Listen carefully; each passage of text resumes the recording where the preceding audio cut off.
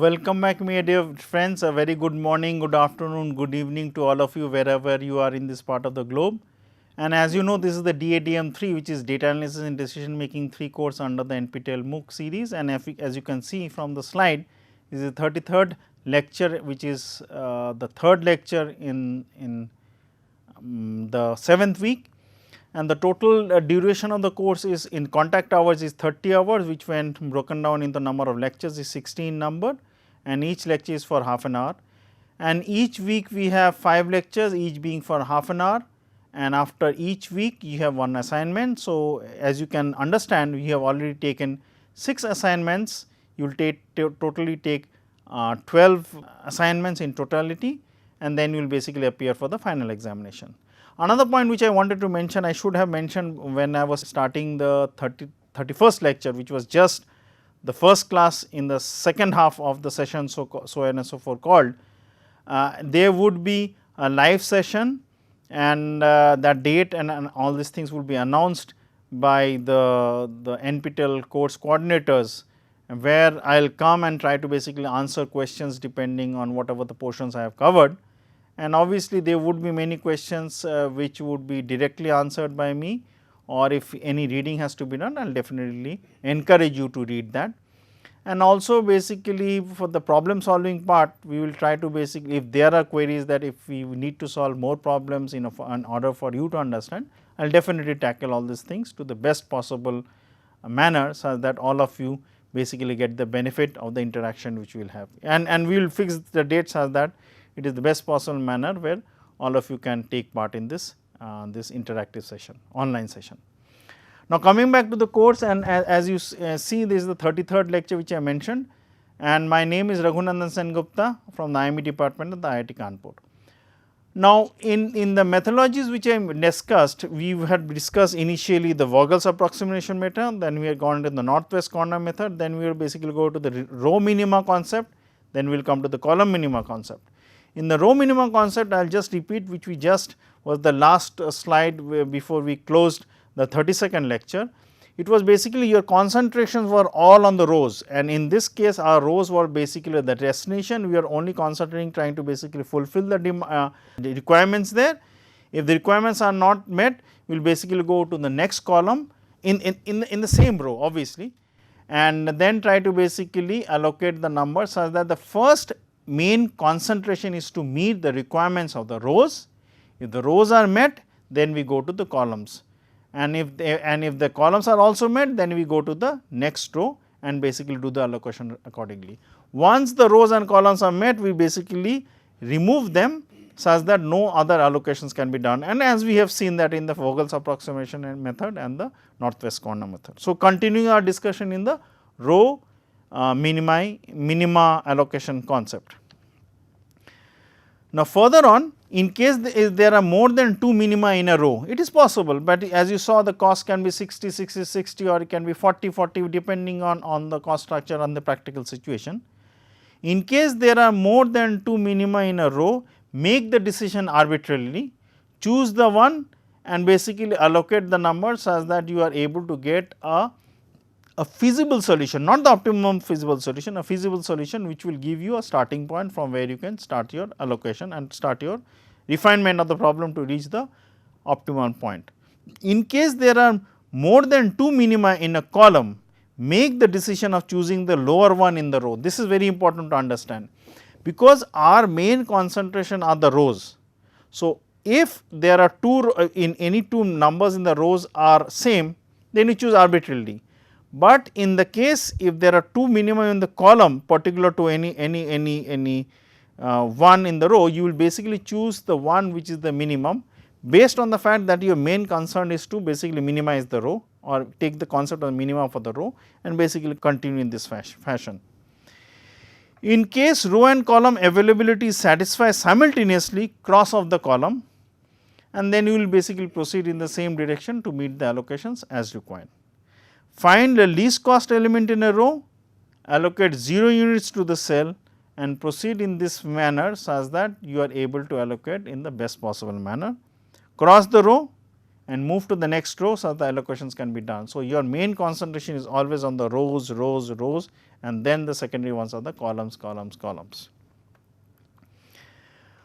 Now, when we come to the column 1, the concept remains the same, but your hierarchy of importance now switches from the rows to the columns and the columns becomes the rows. So, you will select the minimum cost cell and allocate based on the limitation of the rows and availability and the column requirement. So, columns requirements are there which we know A, B, C, rows are 1, 2, 3, 4 based on the problem. If column total is exhausted, because your main concentration is on the column not on the rows, if column total is exhausted as it was the row in the first case for the, so mark these things. Here it is blue which is column minimization, there in the 2 slides it was row minimization or row minima. So, your main concentration was on the rows, now it is the column. So, if column total is exhausted based on the minimum cost element for that column, we would proceed to the next column and continue the same procedure in order to meet the requirements for the columns first. Now, if the column requirements are met, then you will basically concentrate on the row. So, this is what it says. If row total is exhausted based on minimum cost element for that row, we will proceed to the next row and continue the procedure till the column concept is exhausted. I am repeating the point time and again, please bear with me. So, column is important, concentrate on the column. So, minimum cost allocation done, next to the move to the next row, minimum cost allocation done, next to the next row depending on the column. Once the column allocation is totally done, then you can go to the next one. So, you will basically switch from column, take the rows, then column, take the rows accordingly, while in the previous case it was rows, consider the columns, rows, consider the columns and proceed accordingly. The moment row or column gets satisfied, delete it from further consideration, as we did. Again I am repeating from the Vogel's approximation method and the northwest corner method, because the allocation is done. So, those rows and columns would not be considered, but you will follow the same principle as just mentioned. In case there are more than 2 minima in a column, make the decision of choosing the arbitrarily, because your main concentration in the column. So, if there are allocations to be done, and when you are considering the cost factor, because the minimum cost factor, you find out that any one of them can be minimum, you take it arbitrarily. In case there are more than 2 minima in a row, now make the decision of choosing the lower one in the particular column, based on which your concentration is on the fact that you are only doing a column minima rule, such that all your approximations would be based on the column 1. You cannot switch from row to column and row to column to row, depending on what I was trying to explain. When you are doing the northwest corner method, you go step by step. Suddenly you may be tempted to go to the minimum cost, but that was the concept which you utilize for the Vogel's approximation method. You would not be utilizing the same concept in the northwest corner method. In the same way, when you concentrate on the row, only concentrate on the row. When you concentrate on the column, only concentrate on the column. In case row and column availability satisfies simultaneously, cross off the row, because that was the secondary one, remove it. Find the least cost element in the column and allocate 0 units to the cell and proceed accordingly. And once the column exhaustion is done, which was the primary one, cross off the column and move to the next column depending on the cost structure which is there. So, you switch your concentration. In the first case, I am repeating it, from the row then into the column, and in the second the concept, when you are considering the column minima, you basically concentrate on the column and then go to the row. Now, these problems, this concept which we considered, the Vogel's approximation method, the northwest corner method, the row minima concept or rule, the column minima concept or rule, they would give you a good approximation. If you get the best answer, you are lucky. As you saw in the Vogel's approximation method and the northwest corner method, maybe I have not checked that, maybe the Vogel's approximation gave you the best answer, which was 1,10,000 something, while in the northwest corner method the value was much higher. That means that was one of the corner points where it was feasible, but not optimal. So, basically we have to search for the optimum solutions. So, once the initial solution is obtained based on any of these 4 methods, we are required to find whether there is a degenerate solution which occurs when the number of positive variables is less than or equal to m plus n minus 1. Now, the concept of degeneracy is like that if you consider the solution which you are doing in the linear programming, and if the number of rows and the number of columns based on the rank of the matrix which we are considering was such that no problem, no solution or no unique solution was possible, then obviously it was a degenerate one, and the number of points, if you remember the diagram which I drew for trying to basically in a 3-dimension one, trying to basically define a particular corner point based on the number of planes. If the number of planes is exactly equal to number of equations as the concept was in the Cartesian coordinate, you got unique point. It was not, if the number of such planes or the equations are more than what is required, obviously you got the degenerate point, that is what is being mentioned. One can easily understand that by degeneracy we mean that more than one solution is possible. So, how do we overcome that? We basically do a small perturbation, in the sense that for each of the i's and the b's which you have, ai's and the bj's which you have, depending on how the ai and j's have been defined, you add a small perturbation of epsilon value, that means some small extra amount of value which should tend to 0, and you will try to do the allocation in such a way that the end result would be such the row values adding up would be exactly equal to the b values which you have on the right hand column, and the column values when you add up it should be exactly equal to the top bottommost row values which you have. But in this process the delta amount of allocation you are going to do would basically shift your total cost structure in such a way that you would basically get a feasible solution which can be taken up to basically kickstart your process to reach the optimum value. So, what you will do is that you will basically perturb the values of ai's and take a value of ai plus epsilon. So, epsilon is a very small value, and you perturb the bj's and ai's are the, again I am repeating, the rightmost column and the bottommost row values. Bj's would be done as bj's per epsilon. Remember here epsilon is a very small value, so that rounding does not change the answer or the final value which you are trying to find out, but it will ensure that degeneracy does not occur and the final values which you will get. So, you are basically trying to shift, if you consider the problem of linear programming, degeneracy was that if there were more than one answer and or the corner points was being defined by more than number of equations which was needed depending on the dimension of the problem. So, what you are trying to do is that you are trying to shift some of the constraints such that their actual use in trying to find out the corner points are not required, they can be considered as redundant or not to be utilized, such that the unique solution is applicable. That is what you are trying to do by adding the small perturbations which are there. So, consider this, I will give you the perturbation concept, so that they can be considered. So, if you consider the initial problem, you had A, B, C as the origins, 1, 2, 3, 4, 5 as the destination, total quantum of goods required was like this. It was basically 400 for the first, 400 for the second, 500 for the third, 400 for the fourth and 800 for the last one. Similarly, when I go along the column, it is 800 for A, 600 for B and 1100 for C. Now, see these E values which are epsilon actually. So, these epsilon values which you are adding, they are so small in values that the total column wise and the row wise addition always remain the same. So, what you will try to do is that you will try to basically shift these values of epsilon in such a way that they are concentrated on those points where you try to basically get the minimum allocation. Now, these values which you have actually, so this should not be 400 here. So, these values which you have technically would basically increase your allocation in such a way that you will be concentrating on the minimum cost of the lowest cost which you have. So, let me copy the cost structure, it will be easy for us to understand. I am going back to the other slides, so sorry for that. So, see here the costs were like this 500 50, 80, 60, 60, 30 and the corresponding values for B column were 40, 70, 70, 60, 50, and for the last column it was 80, 40, 60, 60 and 40.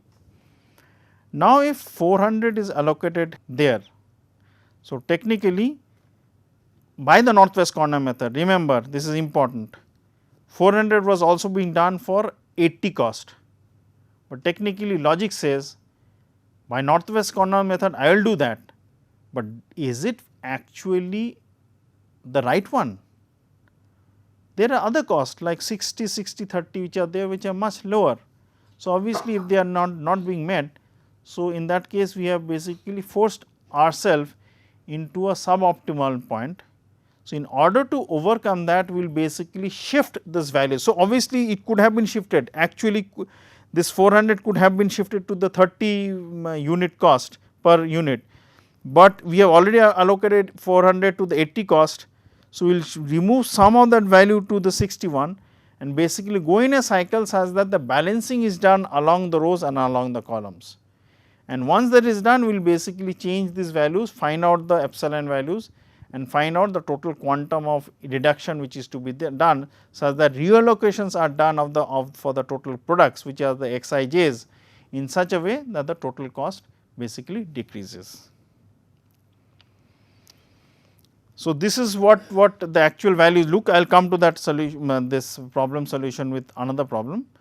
So, rather than 400, I am basically trying to shift some value to the lower value. So, this E epsilon value should be such that technically this 400 value which is there in the cell A2 should be decreased as far as possible, such that amount which is there of 80 unit per unit cost can be utilized as low as possible. So, if we are able to reduce by 1 unit, so it becomes 399, I am able to decrease my cost by 80 rupees, but obviously it will mean that I have to basically pass on that 1 unit of transportation to either cell A3 or A4 or A5, but as the costs are less, obviously we will save something. In the same logic, if we go, so the total cost structure which will be there for the B column is that we will be trying to utilize some extra amount of goods to be transported between B and 4, that means it becomes 100 plus 2 epsilon, and correspondingly the value decrease in B3 would be by some epsilon value 500 minus epsilon, such that the total cost, if you consider along the rows and along the columns, are increasing or are decreasing, that is not the problem. What we need to look at is the total value of transportation, the total combined A and B always is 2500, such that any value change in epsilon, which is very small value, would not basically affect our answer. So, similarly, the values which we have for the C column are 300 minus 2 epsilon and 800 plus 3 epsilon, such that the total value which we see in the bottommost cell in column number 3 on the C is 1100, actually it should be 1100, is 1100 per epsilon, and if I consider the row wise, there are 400, 400, 500, 400 and 800 plus 3 epsilon, the epsilon value being very low. So, obviously, the total transportation values for all the rows and the columns add up to what it was actually given. Now, let us consider the concept of the optimum solution, and I will be utilizing this concept of degeneracy later on. So, you have the destinations D1, D2, D3, D4, and you have the origins of O1, O2, O3. So, the total destinations are, depending on how you basically consider the M and N, it is 3, 4 or 4, 3, whatever it is. The cost structures are given, the cost structures are from D1 to O1 is 1, D2 to O1 is 2, I am reading the rows, D3 to O1 is 3 and D4 to O1 is 4, and the total quantum of goods required or to be transported or required at O1 is 6. So, 6 units are required and whatever the costs are. Similarly, when I consider the second row, so for origin 2, the total concept of the cost structures is 4, 3, 3, 0. So, 0 means that if I transport any goods from D4 to D4 and O2 in that cell. So, let me highlight it, this value is 0. So, is 0, and which practically is impossible, that means I can transport any amount of goods between D4 and O2, provided the allocation is being met till that level, the total cost would be always 0. When I go to O3, the corresponding cost structure values are 0, 2 to 1, and by the way I missed it, the total quantum of goods required by O2 is 8, and the total quantum of goods required by O3 is 10. And if I consider the destinations D1, D2, D3, D4, the destinations actually would be requiring, or if you consider the total quantum of goods which are to be supplied by those destinations, are 4, 6, 8, 6. So, if I add up the columns of the rows which are the addition of the A's or the B values, it comes out to be 24. Now, I follow this principle, let us go back to here. So, I consider the value of D1. So, I am basically considering the northwest corner method. I have 4 units, the total concept is 6. So, what I do is that I allot 4 quantum at O1 D1 cell. So, D1 is met, let me mark it.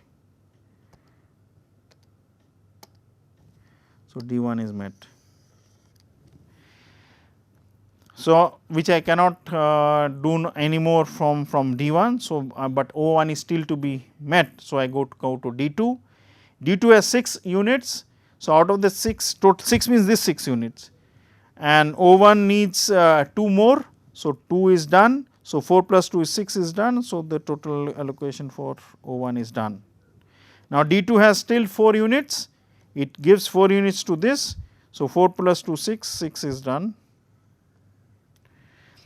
Then I come to, so that means both O1, D1, D2 are all complete and exhausted. Then I come to O2, O2 has already consumed 4 units, it needs total 8. So, it needs an extra 4. So, it asks from D3, D3 gives 4. So, O2 basically exhausts its allocation of 8. Now, D3 has still 4 units because 8 minus 4 is 4. So, now it will look in the next origin, the origin requirement is total 10. So, D3 basically has extra 4. So, 4 is gone, and then the 6 amount of left is, so D3 is gone. So, when I come to O3, O3 has total 10, 4 is met, 6 is met by D4. So, the total allocation for O3 is also done, and D4 for 6 is also done. So, the total quantum requirement is 24 is allocated. So, initial solution we use the northwest corner method, remember.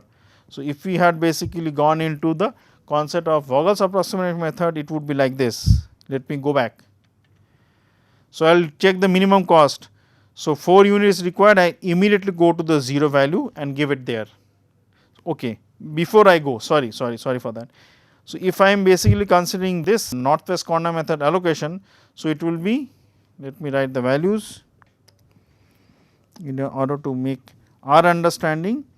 So, this is C11, this is C12, C22, this is C23, this is C33, this is C34, these are the costs, and this is not required, sorry. So, this is not there. So, what are the costs? Let me write it down. So, this is 1, what is C12 is 2 and 3. So, this is 2, this is 3. So, another cost is 2 and 3, then is 3 and 2 is equal to 3 is equal to 2, and the last value is 1. So, this is 1.